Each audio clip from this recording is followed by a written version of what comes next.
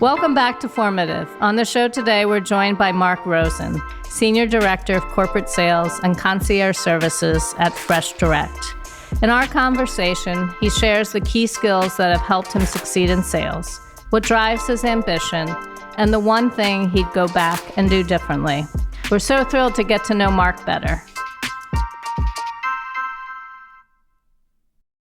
Hello and welcome. I'm Rachel Gazdick, CEO of New York Edge, and my co-host today is Naya from MS452K. Naya, do you want to tell us a little bit about who you are? Hi, I'm Naya. So the thing about myself is that I am in 6th grade, 11 years old. I really like the sport cheer, and I'm very excited that I am on this episode today.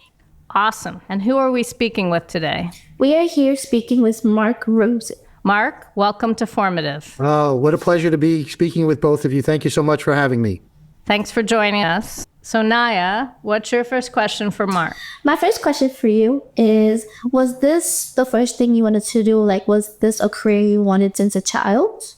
When I grew up, I played hockey since I was 6 years old. It was what I loved. So all along, I had the dream of becoming a professional hockey player. And my father kept telling me, if you work hard at it and you commit yourself and you give it all you got, you probably, will have a shot, but it's a small shot because there's only a small percentage of people that make it there. But I was pretty good in my day. I made a lot of all-star teams and won some state championships and national championships and really thought I had a shot. But when I went to college to play hockey, I went to college for an education, but also to play hockey. And I ended up getting hurt. I blew out my knee. And that was pretty much the end of that. So unfortunately, going into sales and sales management was never in my lens when I was younger. But quite frankly, I'm really glad it worked out. It's really been a blessing. Can you tell us a little bit about your career and how you started sales and customer care? Great question. Thank you. So first of all, my first job at a college was to be a salesperson. I had the opportunity and figured I'd give it a shot. I lived at home with my parents at the time, so it was kind of easy for me to take a chance. But honestly, I didn't go to college for sales. So I'll take you back a little bit. My father owned his own store, and his store was basically a repair shop. Back in the day, people didn't just buy new things all the time. They repaired their handbags, their luggage, their jackets, their zippers. And so I used to go to work with my dad when I was a kid. My father taught me how to deal with the customer. My father always told me customer first. And so I always watched him when a customer would come into his store and ask questions and need a price. Watching how my dad interacted with the customer and with the people really taught me a lot. And because ultimately what he was doing was trying to explain to them why they should repair their bag, and it would be better than buying a new one, and the bag would be better than it ever was. And so that taught me a little bit how to sell, working with my dad and seeing him own his own place. And when we went to the flea market, we owned our own space. And so I really wanted to be a manager. I wanted to be a leader. I wanted to be an owner. And that's kind of outside of my sports. That really helped my current and my past career path, was to learn about all that stuff. And so, again, I knew sports was a stretch and a reach. It might not be a pro. So I needed to have something else, and that's what it was. That's amazing. Now, what is some skills that you think are important to have in customer care and sales?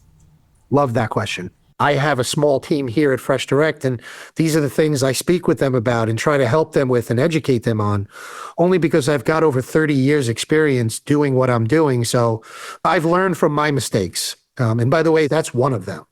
It's okay to make mistakes. So whether you're in school or whether it's with your family or whether you're at work, it's okay to make mistakes. We're all human beings. It's how you handle the mistakes. I kind of have a saying, my family laughs at me when I say it, life is not about what happens to you. It's what you do about what happens to you that counts. And so when I make mistakes or people make mistakes, it's how do you deal with it? How do you avoid it in the future? How do you overcome it? So that's one of the things. But I think probably the biggest thing, Naya, is thinking of the customer first. Sometimes people think of salespeople as just trying to take their money. and trying to sell them something they don't need. And there's no doubt there are some industries that are like that, that all they care about is just how to get your business, but not really take care of you. I think one of the greatest attributes of a great salesperson is someone who is more consultative than selling and caring about who they're speaking to, understanding what they're doing, what's working well for them, where are their pain points, and then ultimately, how can we help them be better tomorrow than they were yesterday by working with us? Love when customers tell me that I've taken great care of them. That tells me I've done my job because it was about them first, Naya. I can't help myself and my company until I help the customer. And if I'm helping the customer and they're giving us more business, then I can help myself and help the business. But it's always customer first. And if you start there, I think you usually end up winning. Now, another question would be, as someone who worked in customer care for many years, how do you deal with bad customers or just like very like non-okay situations?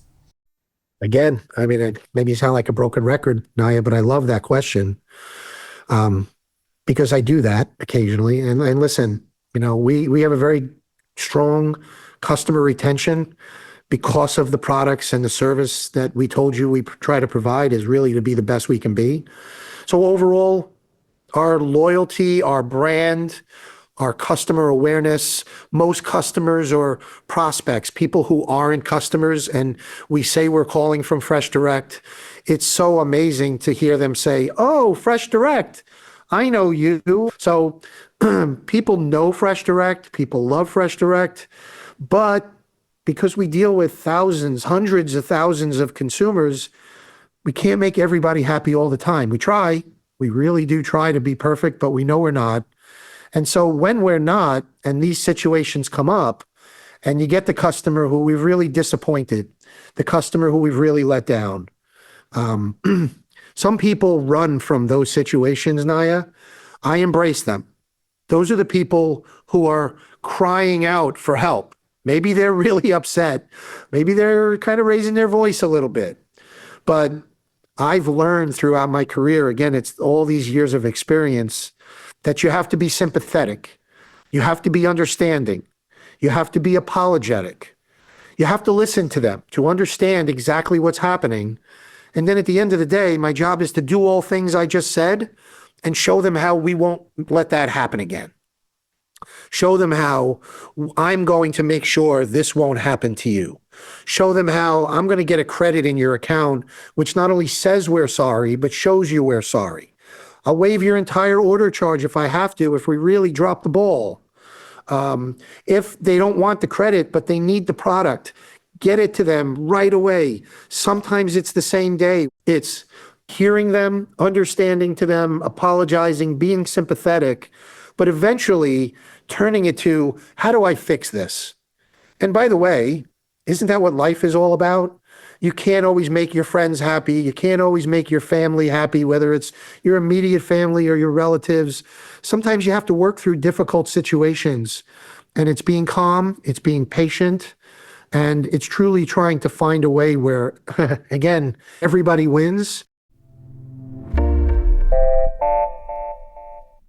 Now, after what you said about mistakes, what was the biggest mistake you've made and how did you fix that? Oh boy, we're going to probably need another hour or two to go through that. You can shorten it down if you need to. I'm only kidding. I think the biggest mistake that I made is actually going back to my hockey. So, I'm pretty humble. This may not come across that way, but I was always pretty good. As I said earlier, I was on all-star teams. I won national championships, state championships. I was always the first string goalie, or at least most of the time. So I was never cut. Like, things just kind of came naturally to me. My father was an athlete, so it came to me. And so for better or for worse, a lot of my success when I was younger was because I was good to really good, but I didn't really put my best foot forward to work harder, to get in better shape, to do exercising and practice at home, to do things that would have helped me become better because it just came so easy. So I just sometimes went through the motions and I was still good, but I really believe I look back and say, if I would have given it more effort, more time, more focus, more commitment, that I would have been better. And who knows where I would have ended up. So that lesson to me lasts with me, whether it's at work or with family, is always trying to be the best I can be and not looking back and saying, oh, shoot, I shoulda. I like to try to get things done in advance as best I can. And speaking of your work ethic, what's a couple of things that motivate you every day in your work? Okay, I'll start with the first one that comes to mind. I love sports. I played all sports when I was a kid. I played hockey, I played soccer, I played baseball, played intramural football. But being an athlete is also kind of being a competitor. And when you're a competitor, whether it's in sports or at work, you want to win. You want to be successful. In every career and in every industry, there's different definitions of winning and success. And so the first one for me is just knowing, this may sound corny, but knowing for me that I come to work every day and the person that I work for appreciates what I do every day, how I do it, because I'm a pretty loyal, passionate guy. I'm with FreshDirect for 17 years. And so I give it all I got. I give it all I got for the customer. But if I do that and I win, then the company sees the success from that. So that's the number one thing that truly motivates me, Naya. Certainly having a good compensation to take care of myself and my family. I have 2 children.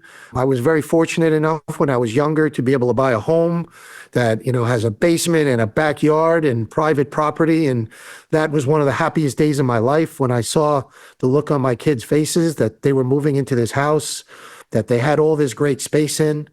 And so compensation matters. That's what rewards you for the job you do. But you don't get rewarded for the job you do until you do it well and you win. And I think the last thing that really motivates me is the people I work with, my colleagues, my teammates, my coworkers. I feel like building strong relationships, to be comfortable going to work, to enjoy who you work for, who you work with, to work together towards a common bond and a common mission. It's probably like when you're in a classroom and you're working with 3 or 4 people at a table on a project, you have to work together. You can't fight. You got to figure it out. When you disagree, that's okay. But how do we figure out what is the plan and who's going to do what to win?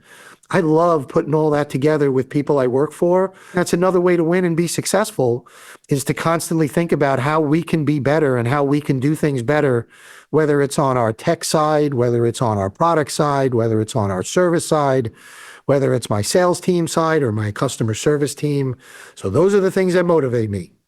Being successful and having people appreciate what I do. Definitely making money so I can take care of my family because that makes me feel good, and having great relationships at work. You don't get along with everybody all the time, but I do with most. And it's really one of the things I love about where I work. I love working with the people I do because everybody kind of has the same goal in mind, is how do we provide the best product and service for our customer and our business. So, Mark, we always end our show with the same question. And I know you hinted at it earlier, but if you could go back and speak to yourself at 11 years old, what would you tell yourself? As a dad, you want to try to help your children be the best they can be in life. And many times my kids are like, Dad, stop. I don't need to hear it. I'm good. It doesn't stop me from trying my best to be a great dad and teach them from my experience. And so that experience that I told you about, Naya, where I was good, it was kind of a natural skill I had in sports and hockey. And even to some degree in baseball, like I was good. I was just a natural athlete, but I didn't go the extra mile. I didn't run on my own. I didn't stretch on my own. I didn't practice on my own. Like when I went skating with my friends, I would just skate around with them leisurely rather than occasionally try to skate fast, try to practice my techniques, do everything I could do constantly to be the best I can be. So Naya, whether that's in school with your studying, by the way, I was a good student, wasn't a great student. I was good, probably B plus, had some A's here or there, probably had some C's along the way, but I probably didn't study as hard as I should have because it was okay to be okay. And as I got older, it's not okay to be okay. It's okay, but to be better, to be great is what I think we should all strive to be. And if you strive to be great and successful in whatever you do, whether it's in school or with your friends or your sports or your extracurricular activities, if it's playing an instrument, practice, practice, practice, work on it, study it, and try to be the best you can be. Because at the end of the day, you'll never look back and say, I wish I would have done that differently, or I wish I would have done that better. And that's easier said than done. For all of us in life, it's not always easy to be the best you can be at everything all the time. But the more you think about that in the most important things in life, just do it. Just give it all you got. Spend an extra hour studying, spend an extra hour practicing, do whatever you can do to be the best you can be. And to me, that's the biggest thing in life that I look back and wish I would have done it different, but it was too late. The good news for me is I was able to figure that out and apply some of that to my work experience and some of that to my family experience as well. Oh, thanks so much. It's been such a pleasure getting to hear your story.